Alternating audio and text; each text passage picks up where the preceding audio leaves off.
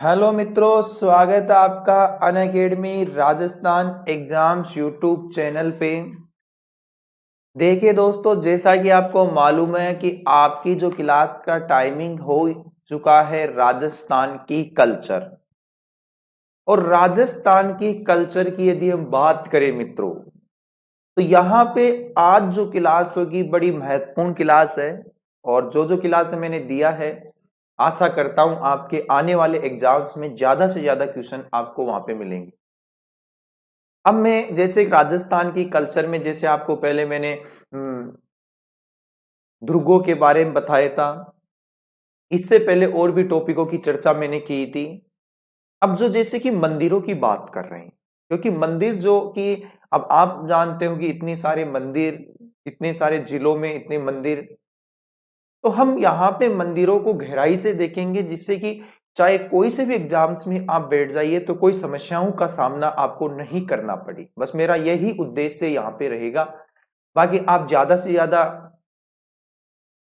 मैं जो बता रहा हूं उनको फॉलो कीजिए। क्या क्या बातें मैं बता रहा हूं, अति आवश्यक मंदिरों को हम यहाँ पे देखेंगे जो कि एग्जाम्स की दृष्टि से बड़े महत्वपूर्ण है। तो दोस्तों, आज अजमेर जिले के मंदिरों की चर्चाएं हम यहाँ पे करेंगे।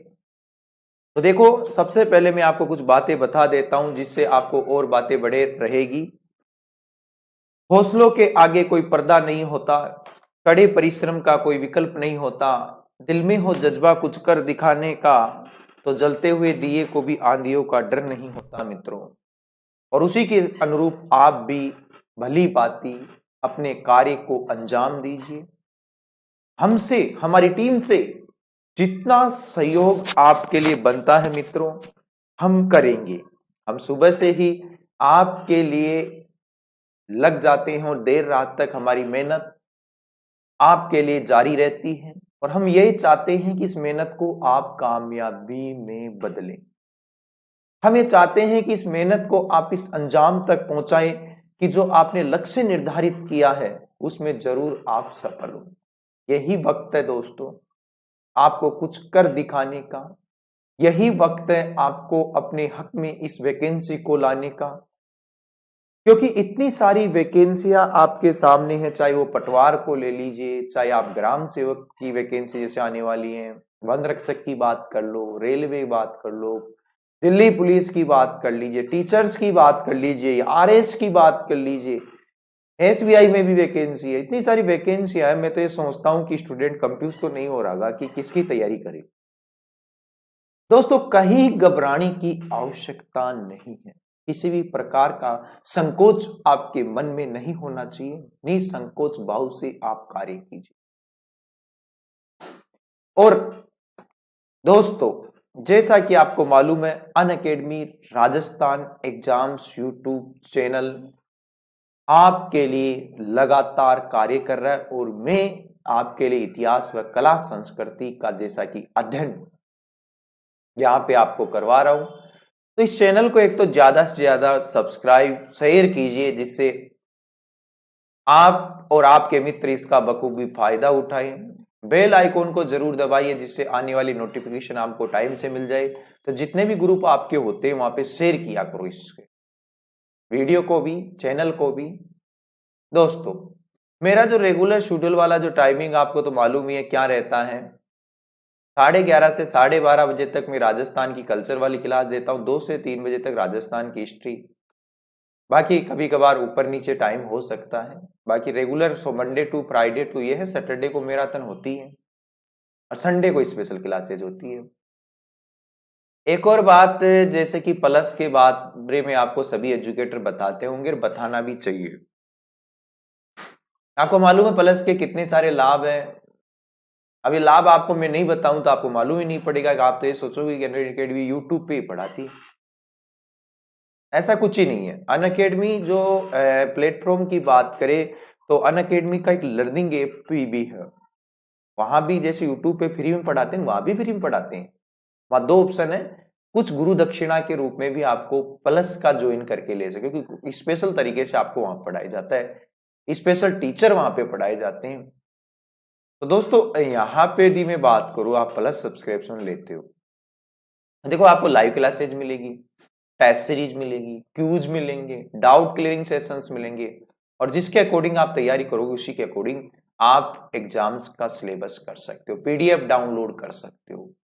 तो आप अनअकैडमी का प्लस सब्सक्रिप्शन जरूर लीजिए यदि आपको वास्तव में चाहते हो कि नहीं हम तैयारी कर रहे हैं, हम रेगुलर चाहते हैं, हम पूरी तैयारी चाहते हैं, आधी अधूरी नहीं चाहते हैं, तो प्लस ज्वाइन कीजिए।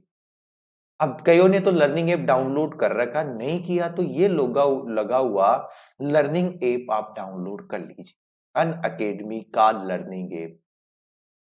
और इस ऐप की बात करें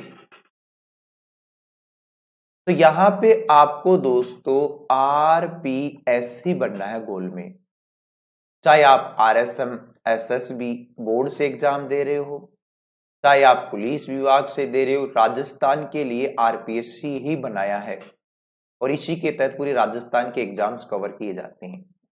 फिर आपके दो ऑप्शन, एक प्लस एक स्पेशल। और स्पेशल की बात करें यहाँ पे तो आपको यूट्यूब की तरह फ्री में क्लासें मिलती है, प्लस के लिए आपको गुरु दक्षिणा चुकानी पड़ती है।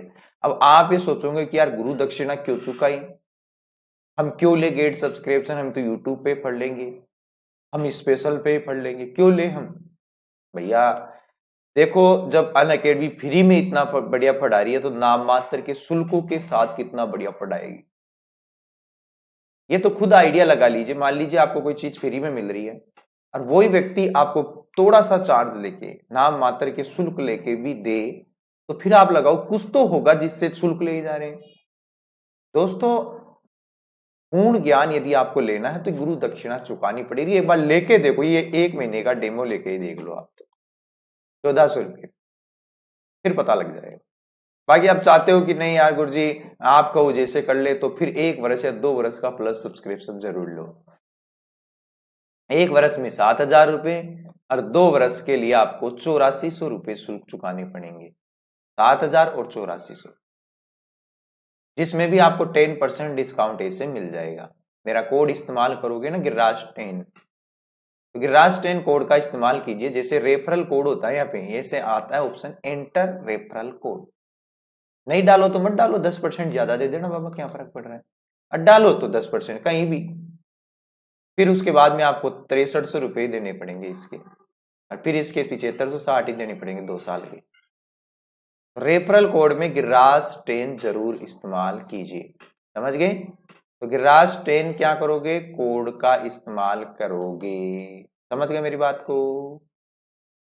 अब आपको मैं बात करूं, इतने सारे एजुकेटर आपको पढ़ाते हैं वहां पे, आप खुद आइडिया लगाओगे कि इतने सारे एजुकेटर आपके लिए कार्य कर रहे हैं, और जो राजस्थान की टॉप मोस्ट फैकल्टी से पढ़ने का जो मौका आपको मिलेगा, तब आप लोगे, तभी अनुभव कर पाओगे इस चीज को कि हाँ जी वास्तव में वाकई बड़ा मस्त अनअकैडमी का ये ऑनलाइन एजुकेशन प्लेटफॉर्म है। और दोस्तों आपको मालूम भी होना चाहिए, अवगत भी होना जरूरी है, क्योंकि आपको मालूम है कि अनअकैडमी आपके लिए कार्य कर रही है, तो फिर आपको उनके फायदे भी मालूम होने चाहिए। ऐसा नहीं हो, क्योंकि भारत में मैं खुद में देखता हूं इतने सारे एजुकेटर वहां पे काम कर रहे हैं, वाकई काबिल तारीफ है। आज मैं आपको लेके चलता हूं, अब क्लास की बात कर लेते हैं। दोस्तों ये जो जिला है वो आपके है अजमेर। अजमेर जिले के आज मंदिरों के दर्शन करवाऊंगा। ये आपका अजमेर जिला है राजस्थान के मध्य में, जिसे आप कह दो। तो इस अजमेर जिले की कहानी आज हम देखेंगे, किस प्रकार से क्या क्वेश्चंस आपके आते हैं, कैसे क्वेश्चंस आपके पूछे जा सकते हैं। दोस्तों अजमेर के कुछ दर्शन में आपको करवाता हूं, जैसे रूपनगढ़ हुआ, किशनगढ़ हुई, अराई हुआ, अजमेर हुआ, पुष्कर हुआ, नसीराबाद हुआ, सरवाड़, केकड़ी, सांवर, टांटोटी, भिनाई, विजयनगर, मसूदा, पिसागन, ब्यावर, अट्टोडगढ़, ये सब अजमेर जिले की तहसीलें। दोस्तों मंदिरों से पढ़ने से पहले मैं कुछ बातें आपको बता दूं, भाई अपना कुछ चीजें देख लेना जरूरी होता है। हालांकि पढ़ेंगे तो सही ही, मंदिर तो देखेंगे ही देखेंगे, फिर भी अजमेर में एंट्री करने से पहले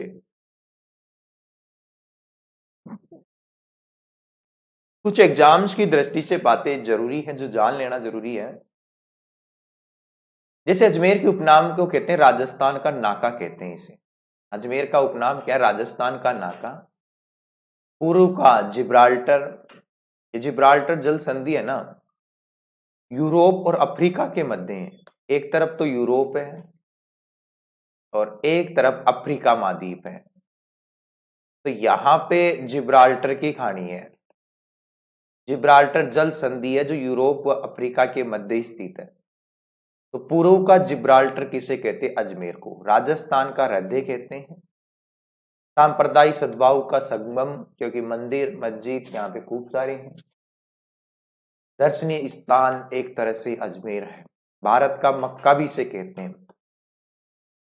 तो भारत का मक्का भी अजमेर को कहते हैं। तो अजमेर जिले के उपनाम राजस्थान का नाका, पूर्व का जिब्राल्टर, राजस्थान का हृदय, सांप्रदायिक सद्भाव का संगम और भारत का मक्का कहते हैं।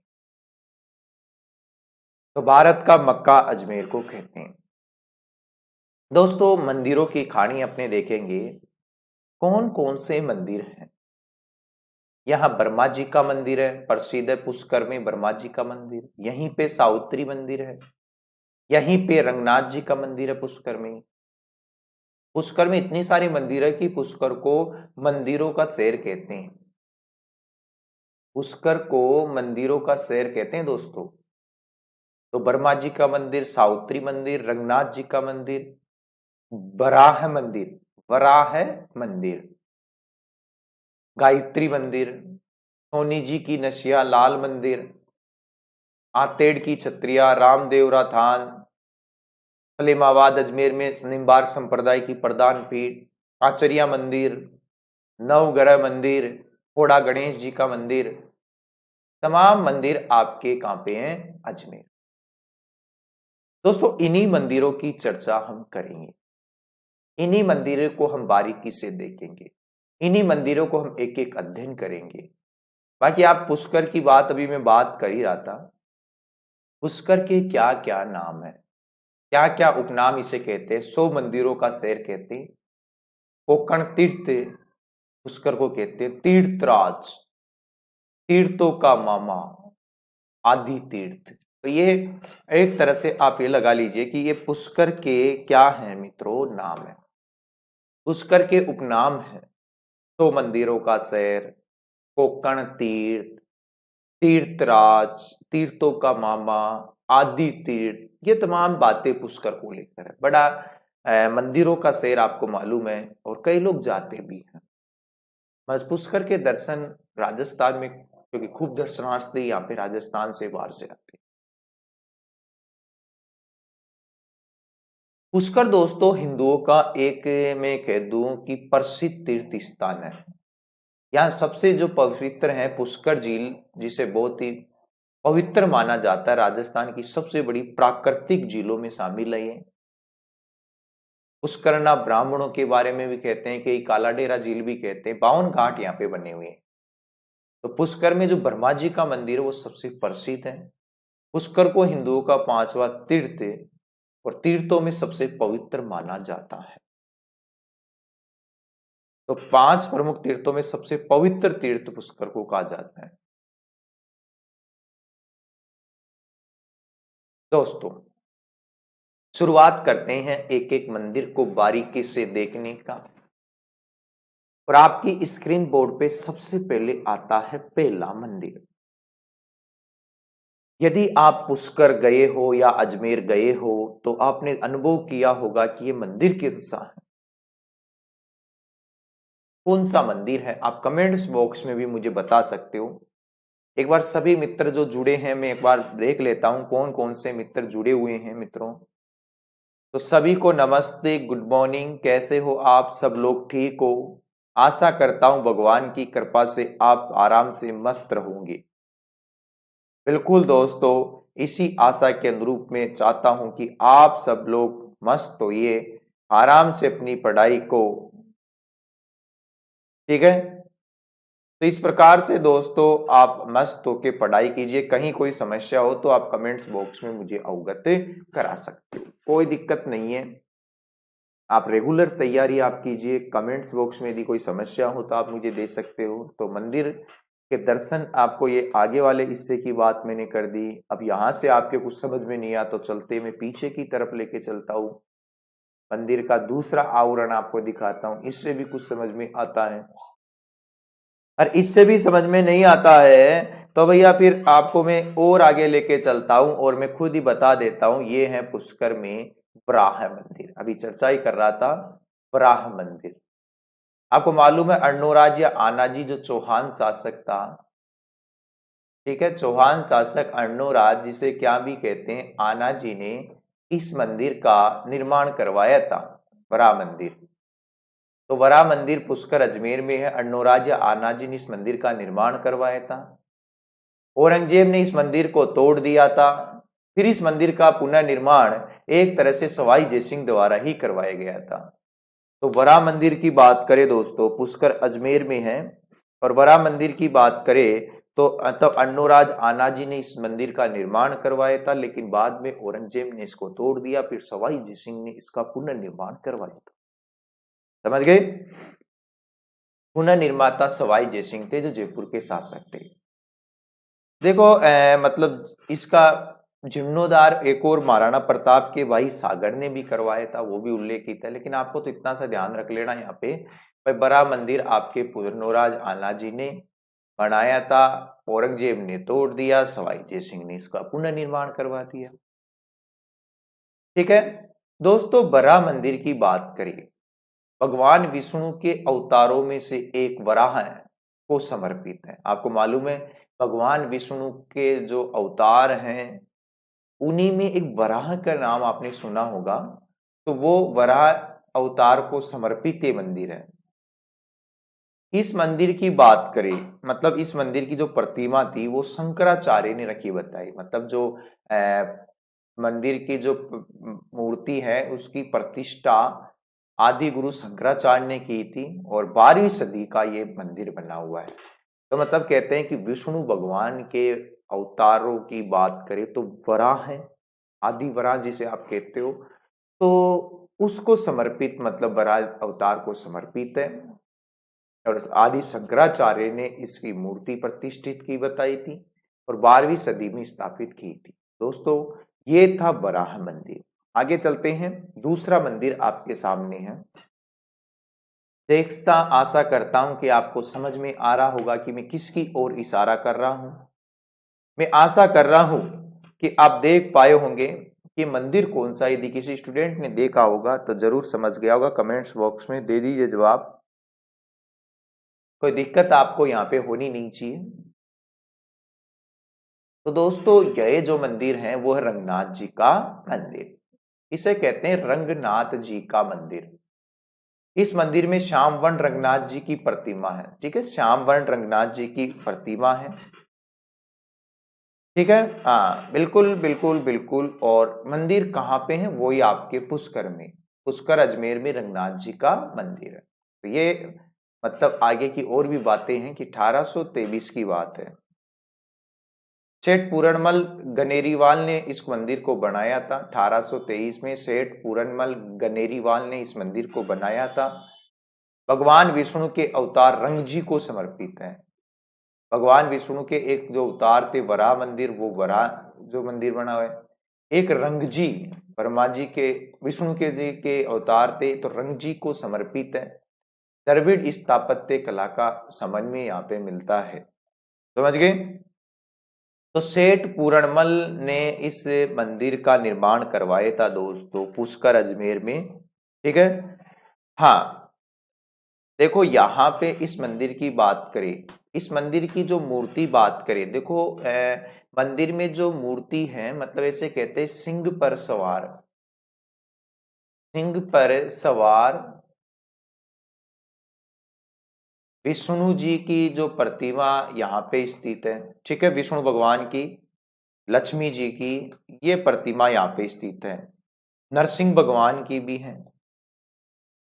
तो विष्णु, लक्ष्मी जी और नरसिंह भगवान की, मतलब एक तरह से सिंह पर सवार विष्णु जी की मूर्ति यहाँ पे स्थित।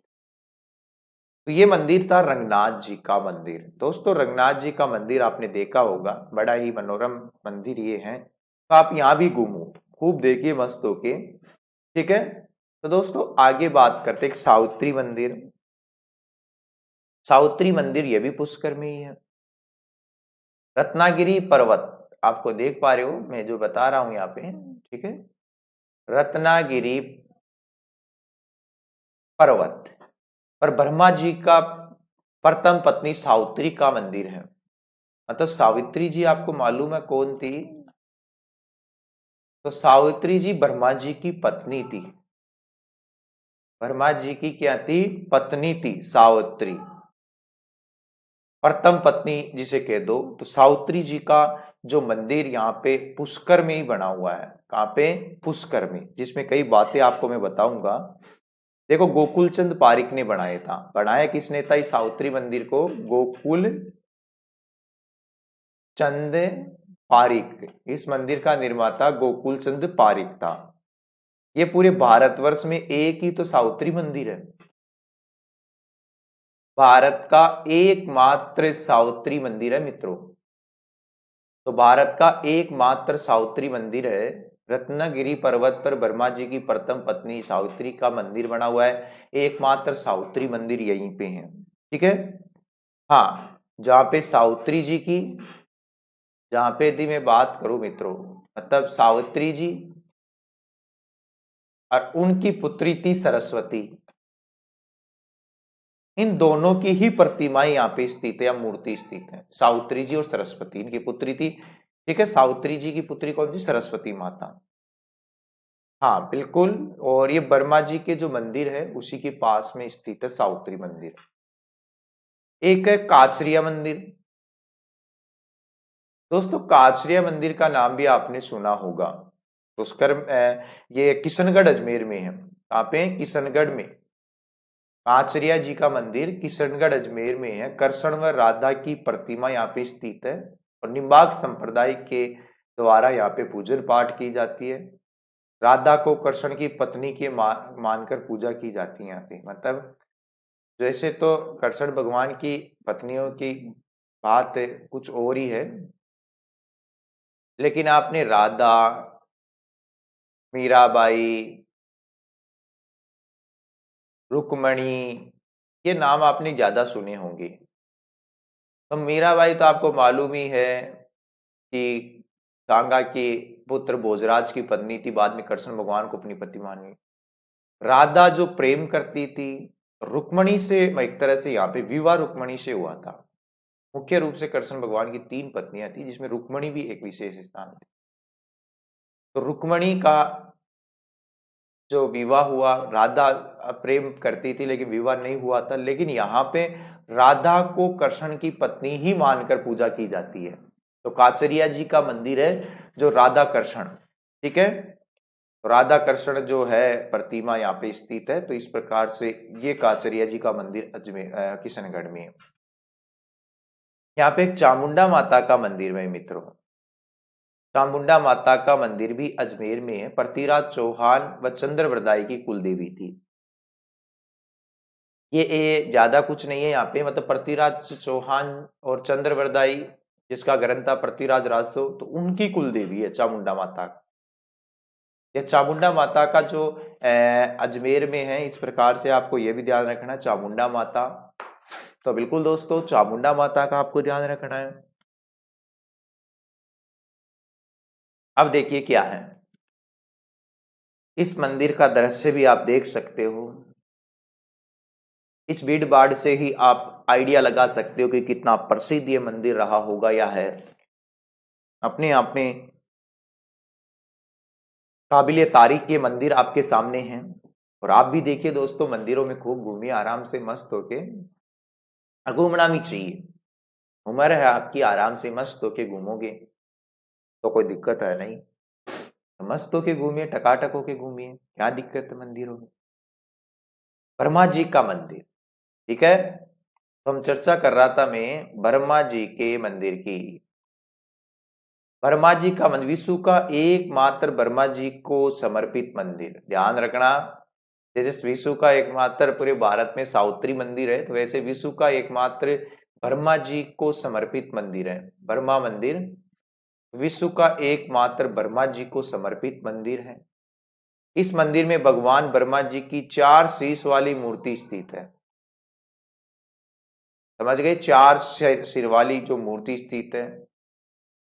एक और वेद माता गायत्री देवी, दूसरी ओर सावित्री देवी की प्रतिमाएं भी स्थित है।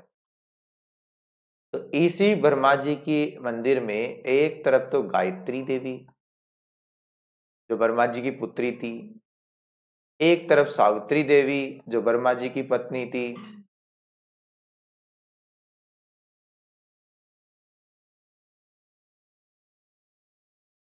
सॉरी सावित्री देवी इनकी पत्नी थी, आपको बताया मैंने, समझ गए।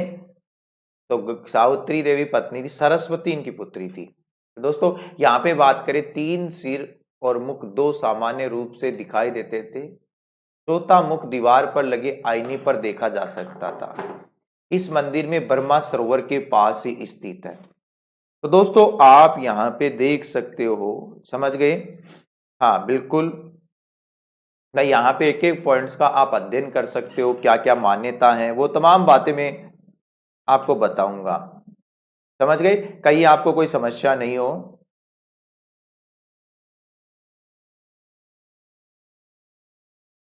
तो दोस्तों आपको जैसे मैं बता रहा था, वर्मा जी की बात यहाँ पे चल रही थी।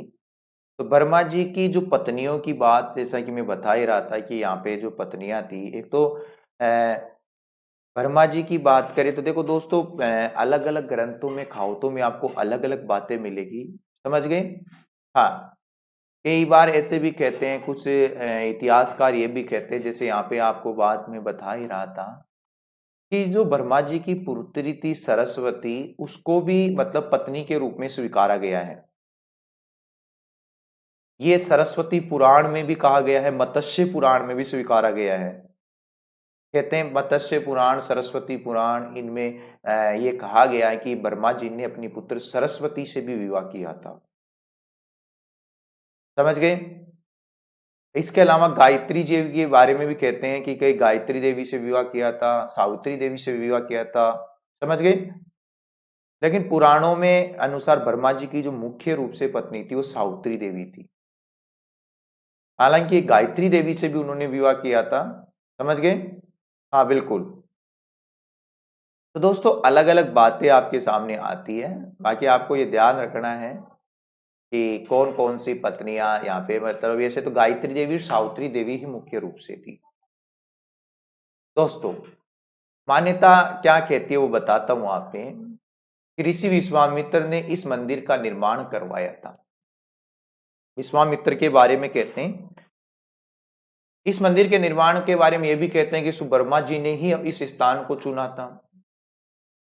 बाकी शंकराचार्य जी ने इसकी मूर्ति प्रतिष्ठित की थी। कुछ कहते हैं कि साहब नहीं, 14वीं शताब्दी में इस मंदिर का पुनर्निर्माण रतलाम के महाराजा जाटव राज ने करवाया था। कहते हैं कि औरंगजेब ने जब मंदिरों को तोड़ दिया था, तब अहिल्याबाई ने इस मंदिर का पुनर्निर्माण करवाए बताया था। हालांकि दोस्तों मैं यहाँ पे आपके सामने रखूं जो मुख्य पॉइंट है कि ब्रह्मा जी का जो मंदिर है वो पुष्कर में है, और पुष्कर कहां पे है? अजमेर में।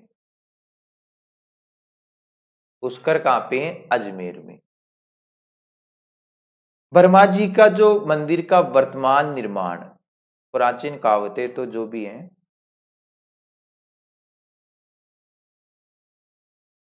जो वर्तमान निर्माण है गोकुल चंद पारीक ने करवाए बताए था वर्तमान निर्माण। समझ गए। हालांकि गुरु शंकराचार्य का भी कहते हैं कि मूर्ति प्रतिष्ठान जो करवाए बताए था, भाई गोकुल चंद ने तो वर्तमान करवाया था, तो प्राचीन नाम में इनका भी विशेष स्थान है। तो जो ब्रह्मा जी के मंदिर के कारण ही ब्रह्मा नगरी भी पुष्कर को कहते हैं। ब्रह्मा नगरी किसे कहते हैं? पुष्कर को कहते हैं। समझ गए। तो इस प्रकार से तमाम धारणाएं वर्मा जी के लेकर है इस मंदिर में। तो ध्यान रखना, सावित्री मंदिर मूर्ति स्थापित है गायत्री जी की, सरस्वती की, ठीक है।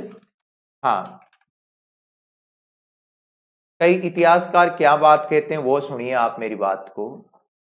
कहते हैं कि सावित्री देवी को समर्पित, मतलब सावित्री जी का मंदिर भी यहीं पे है, सावित्री देवी को समर्पित है। सावित्री देवी भगवान ब्रह्मा जी की पहली पत्नी थी। ध्यान रखना, कहते हैं कि ब्रह्मा जी पुष्कर में जब यज्ञ कर रहे थे तो कहते हैं कि सावित्री देवी आने में देर कर दी। तब ब्रह्मा जी ने ग्वाला की पुत्री वेद माता गायत्री को पत्नी के रूप में यज्ञ के अनुष्ठान में सम्मिलित कर लिया। इस प्रकार जब यज्ञ संपन्न हो गया, लेकिन बाद में जब सावित्री देवी आई तो उसने देखा कि भगवान ब्रह्मा जी ने गायत्री को अपनी पत्नी के रूप में बिठा दिया यज्ञ में, मेरा अपमान कर दिया। तब वो ब्रह्मा जी पे गुस्सा हो गई, श्राप दे दिया। और उसी श्राप के बदौलत संसार में ब्रह्मा जी का एक ही मात्र मंदिर बनाया है, वो पुष्कर में, और वहीं पे उनकी पूजा होती है। कुछ मान्यता और क्या कहती है, एक मान्यता यह भी कहती है कि भगवान विष्णु को भी देवी सावित्री ने श्राप दिया बताया था, क्योंकि उन्होंने ब्रह्मा जी का जो साथ दिया बताया था, और इसी श्राप के कारण भगवान राम को 14 वर्षों तक देवी सीता से अलग रहना पड़ा था। दोस्तों, आप इस बात को समझ रहे हो कि मतलब ब्रह्मा जी की जो पत्नी थी सावित्री, कहते हैं कि जब पुष्कर भी यज्ञ हुआ तो आई नहीं, बताई थी, थोड़ी लेट हो गई, तो ब्रह्मा जी ने सावित्री जी की जगह गायत्री जी को बिठा दिया, पत्नी के रूप में मान लिया। तो सावित्री जी जब आई तो उन्होंने ब्रह्मा जी को श्राप दे दिया और विष्णु जी को श्राप दे दिया, क्योंकि विष्णु जी भगवान जी का साथ दिए थे। तभी तो जब विष्णु जी बाद में भगवान राम के अवतार के रूप में लोक में आए, तो फिर उस श्राप का इस प्रकार से यहाँ पे असर हुआ कि उन्हें भी सीता माता से 14 वर्ष का वनवास झेलना पड़ा था। समझ गए? तो ये तमाम अटकलें आती रहती है, आप जानते हो क्या क्या बातें निराली निराली होती रहती है। चलो कोई बात नहीं, तो आप ऐसे कोई काम मत करना कि आपको कोई शराब देना पड़ जाए आपको, है ना। तो सावित्री देवी का मंदिर अरावली पर्वतमाला की रत्नगिरी पहाड़ियों पे स्थित है। यहाँ पे इसके अलावा शारदा देवी, गायत्री देवी की मूर्तियां भी है, और जिसकी मूर्तियों को प्रतिष्ठान आपको मालूम है आदि गुरु शंकराचार्य ने कराई बताई। एक और मंदिर आपके सामने लाया हूं मैं, आशा करता हूं इस मंदिर को भी आप भली भांति समझेंगे किस प्रकार से है। दिख तो नहीं रहा, लेकिन आइडिया तो लगा सकते हैं यदि आप कभी गए होंगे कि हाँ यार गुरुजी देखा हुआ तो है, कहाँ पे है, कौन सा है। ठीक है, तो इस प्रकार से आप देखना, यह पाप मोचनी देवी का मंदिर। कौन सा है? यह है पाप मोचनी देवी का मंदिर। पुष्कर के उत्तर में एक प्राचीन मंदिर है जो प्रसिद्ध मंदिर का रूप है ये। इस मंदिर का नाम पाप मोचनी देवी मंदिर कहते हैं, जिसमें गायत्री देवी को समर्पित है। समझ गए? तो गायत्री देवी वर्मा जी की जो दूसरी पत्नी थी, तो उसी का रूप पाप मोचनी देवी के रूप में, मतलब पापों को हरने वाली देवी के रूप में इसे जाना जाता है, पाप मोचनी देवी। दोस्तों, पाप मोचनी देवी हो गई। एक आपके यहाँ पे मैं और मंदिरों की बात करूं, जैसे यहाँ पे आपको मालूम है, देखो उस करके एकाध मंदिरों की चर्चाएं और कर लेते हैं। कांचरिया जी का मंदिर तो खड़ा है, रमा बैकुंठ जी का मंदिर, रमा बैकुंठ जी का मंदिर। दोस्तों, रमा बैकुंठ जी का मंदिर कहाँ पे है? ये भी पुष्कर में है, और पुष्कर कहाँ पे है? अजमेर में है। इसका निर्माण 1820 में हुआ था। कब हुआ था? 1820 में सेठ मगनीराम बागड़ ने किया था। किसने किया था? सेठ मगनीराम वागड़ ने करवाए बताया था। सेठ मगनीराम वागड़ ने करवाया था, जो नागौर के थे, डिडवाना के थे। ठीक है, और मतलब वैष्णव संप्रदाय की जो रामानुजा चार्य शाखा से संबंधित है। तो रमा बैकुंठ जी का मंदिर पुष्कर अजमेर में है। 1820 में सेठ मगनीराम बागड़ ने इसका निर्माण करवाया था। तो दोस्तों ज्यादा कुछ कहानियां आपके मतलब यहाँ पे आपको याद भी नहीं रखनी, क्योंकि इतनी लंबा आपसे पूछेगा भी नहीं। भाई आप ये चाहो कि साहब खूब सारा हम पढ़ ले, इतना सारा पढ़ ले, इतना सारा पढ़ ले, ऐसा कुछ ही नहीं है। आप यदि हम भी यहाँ पे पढ़ लेते हो, आप कम भी यहाँ पे अध्ययन कर लेते हो तो भी कोई दिक्कत वाली बात नहीं है यहाँ पे। मतलब आप तो बस रेगुलर तैयारी करते जाइए। कहीं भी आपको किसी प्रकार की समस्या हो तो आप हमारे साथ जुड़ सकते हो, हमारी टीम के साथ जुड़ सकते हो। हमारे सभी टीचर्स आपके लिए बिल्कुल तत्पर है दोस्तों। कहीं भी आपको कोई समस्याएं हो तो बिल्कुल मैं आपके साथ हूँ। एक एक पॉइंट्स को बारीकी से अध्ययन हम करेंगे दोस्तों। जो भी स्टूडेंट जुड़े हुए हैं मैं साफ बता देता हूं कि आपको इसी तरीके से मैं पढ़ाता रहूंगा, गहरा अध्ययन आपको करवाऊंगा। टेंशन लेने की कोई आवश्यकता नहीं है। किसी भी प्रकार की कोई समस्या है तो आप बिल्कुल अवगत करा सकते हो। मेरी बातों को आप समझ रहे होंगे दोस्तों, क्योंकि कंपटीशन के इस दौर की बात करें मित्रों, आपको थोड़ा सीरियस होना पड़ेगा, आपको थोड़ा समझदारी से काम लेना पड़ेगा। आपको बिल्कुल अपने आप को यहाँ पे झोंकना पड़ेगा, बिल्कुल आपको झोंकना पड़ेगा यहाँ पे। कहीं भी आपको किसी प्रकार की कोई समस्याएं नहीं हो। तो दोस्तों आज जो मंदिर देखे थे वो आपके अजमेर जिले के मंदिर थे। फिर एक नए जिले के साथ आपके सामने आऊंगा। भाई बारीकी से हम देख लेंगे, ज्यादा टाइम तो कर लेंगे नहीं। भाई कुछ जिलों में मंदिर ज्यादा है इसलिए टाइम ज्यादा लग जाता है, नहीं तो कई बार 2-3 जिलों के मंदिर एक साथ भी हो जाएंगे। तो ऐसा नहीं है 33 दिन में 33 जिलों के मंदिर होंगे, ऐसा कुछ ही नहीं है। ये तो जैसे आप जानते हो जयपुर जिले में अजमेर जिले की तो बात ही कुछ निराली थी, तो ऐसे कुछ जिलों की बात हम कंबाइंड भी कर देंगे। वहां पे ज्यादा कुछ नहीं है, समझ गए। तो वहां तो आपको टेंशन लेने की आवश्यकता मेरे हिसाब से तो मुझे नहीं लगता कि होनी चाहिए। ठीक है तो दोस्तों अब आपसे मैं विदा लेने का जो वक्त आ चुका है, फिर आपसे मेरी मुलाकातें होती रहेगी। वीडियो को ज्यादा से ज्यादा शेयर कर दिया करो। अनअकैडमी राजस्थान एग्जाम्स टीम आपके लिए इतना कार्य कर ली, इसलिए आपकी भी जिम्मेदारी बनती है कि आप ज्यादा से ज्यादा शेयर कीजिए, लोगों को जोड़िए और अपनी तैयारी को मजबूत बनाते हुए आगे बढ़िए। किसी प्रकार की आपके कोई समस्याएं नहीं हो, इसलिए मैं चाहता हूं दोस्तों, मैं आपको कोई तकलीफ यहाँ पे होती है तो आप हमें मतलब बता सकते हो किसी प्रकार की। तो दोस्तों ठीक है, okay, thank you, all the best. आज के लिए इतना ही, बाकी फिर आपसे मुलाकातें होती रहेगी।